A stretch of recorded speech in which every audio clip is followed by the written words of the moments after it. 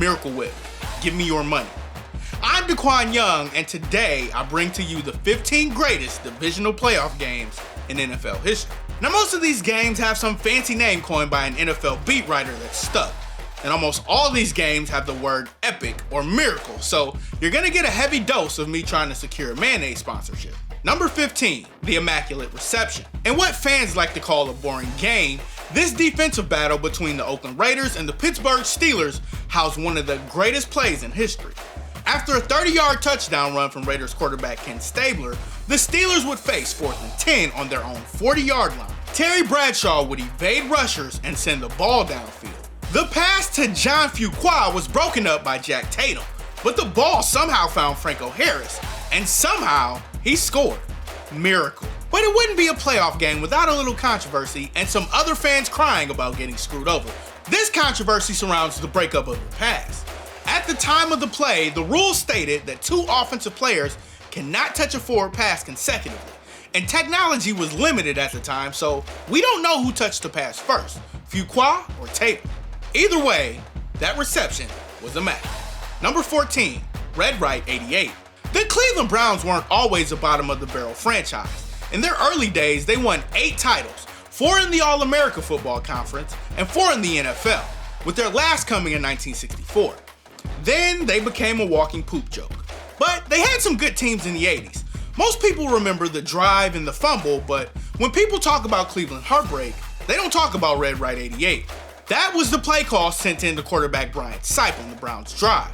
Mike Davis intercepted a pass intended for tight end Ozzie Newsome to end the game, as the Raiders won 14-12. Number 13, the first Hail Mary. No, not that one, that one. Aaron Rodgers has mastered this play as he's completed the most Hail Marys of all time with 3. But the first Hail Mary came in a divisional round game in 1975 between the Dallas Cowboys and the Minnesota Vikings. In a 14-10 game with Dallas trailing and little time remaining, Roger Staubach and Drew Pearson hooked up on a 4th and 17 to put the Cowboys in position for one last desperation heave. Staubach would drop back and underthrow a pass to Drew Pearson, and as he told the press, he closed his eyes and said a Hail Mary. The ball got to Pearson, and he strolled in for a touchdown. Roger Staubach's prayers were answered. Number 12, the Sea of Hands. Now this game is called the Sea of Hands game due to the dramatic touchdown catch by Oakland Raiders running back Clarence Davis. With 35 seconds left on 1st and goal, Ken Stabler just got off this wacky pass that found Clarence Davis. And in a sea of hands, Davis wrestled the ball away from every defender in this path to put the Raiders ahead for good. Number 11, Ghost to the post. Now this play call was named after tight end Dave Casper. In a double overtime game, Oakland Raiders quarterback Ken Stabler completed a 42-yard pass to Casper, who made an amazing over-the-shoulder catch to set up a field goal to send the game into overtime. In the second overtime, Ken Stabler found the Ghost again for a 10-yard touchdown to send the Raiders on. Number 10, that idiot kicker. Now this was supposed to be the year that Peyton Manning won his first Super Bowl, but the Pittsburgh Steelers said no. Just like the girls' Ben Roethlisberger, the Colts won their first 13 games of the 2005 season and were heavy favorites in the divisional matchup. The Steelers would go up by as much as 21-3, but Peyton Manning was on the field too. The Indianapolis Colts would storm all the way back, but the Steelers would still have a chance to put the game away on a Jerome Bettis run. But he coughed it up, and a scoop and score by Nick Harper would have put the Colts ahead, but Ben Roethlisberger made a game-saving tackle. The Colts would line up for the game-tying field goal, but Peyton Manning's favorite player, the idiot kicker, missed the 46-yarder. Pittsburgh became the first 6 seed to upset a number 1 seed. It wouldn't be the first time Ben Roethlisberger. Number 9, Dez dropped it. A friendly reminder, Cowboys fans, Dez didn't catch it. Now this great game only came to be because a week earlier, the refs picked up the flag on this call. That robbed the Lions of a playoff victory, but this is about the Cowboys and the Packers. So on a 4th and 2, Dez Bryant made a spectacular catch and dove for the end zone while extending the ball. And because the NFL can never tell you what a catch was, the touchdown was ruled incomplete. The Cowboys would lose, and just to rub some salt in their wounds, the NFL would come out later and say it was a catch and the call shouldn't have been reversed. Number 8, the Fog Bowl. And what was described by most men on the field that day as a religious experience or an act of God Some heavy fog disrupted the 1988 NFL Divisional Round game between the Chicago Bears and Philadelphia Eagles. Now, even with the low visibility, the show still went on. Randall Cunningham threw for 407 yards, but was picked off 3 times as Philadelphia lost 20-12.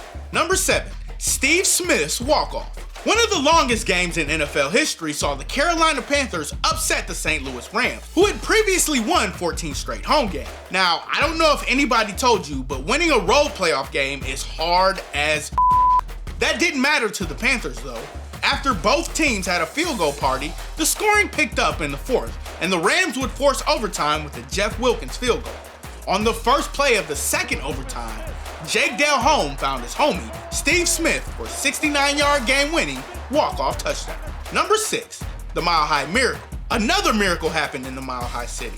Now, I don't know what coach is teaching Hail Mary defense in this day and age, but the number 1 rule is do not get beat deep. Well, the Broncos weren't listening when Jacoby Jones got behind the secondary for a 70-yard touchdown. The kicker here was that John Fox sent out one of the greatest quarterbacks of all time with 31 seconds left and 2 timeouts to take a knee. Well, with a minute left in overtime, Peyton Manning threw an interception, and Justin Tucker did what Justin Tucker do. Number 5, the catch 3. The 49ers looked like they would run away with the game.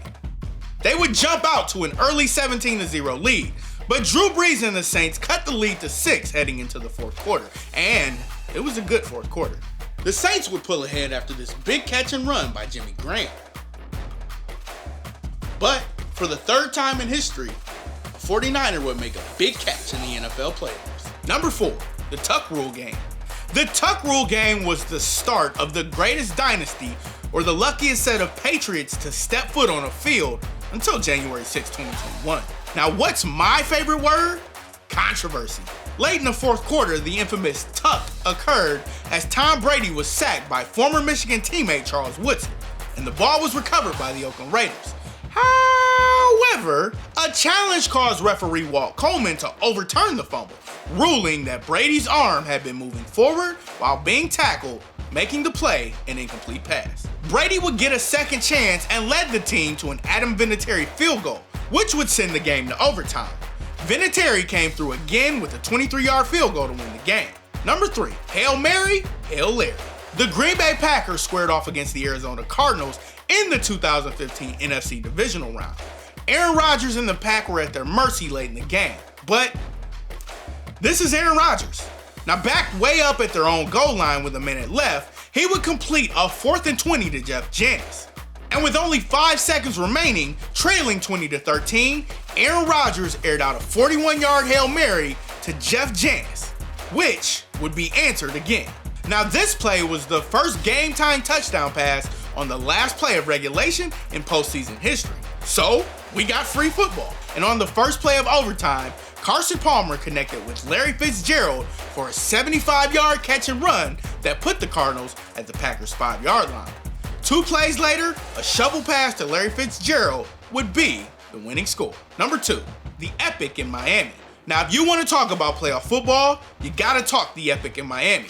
Dan Fouts and Dolphins backup Don Strock combined to pass for 836 yards, which was a record. The teams put up a combined 79 points, which was another record.